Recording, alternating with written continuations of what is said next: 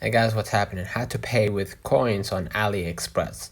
Aliexpress does not directly allow or accept, coins or Aliexpress coins as a payment, but you can use them for discounts. Here's how. You're gonna go ahead to the website or app and you're gonna be able to see right in front of you coins, mega savings, super deals, plus. Click the first option, which is coins, right?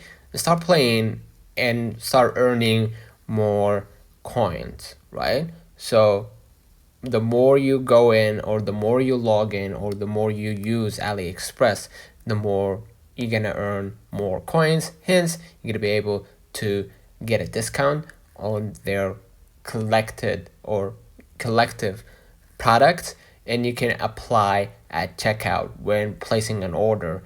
You can look for the option to use coins for discounts, and you can also use with coupons, right? Coins work alongside coupons for extra savings, right? They reduce the total price but do not cover the full payment. So let me know in the comments if this video helped you.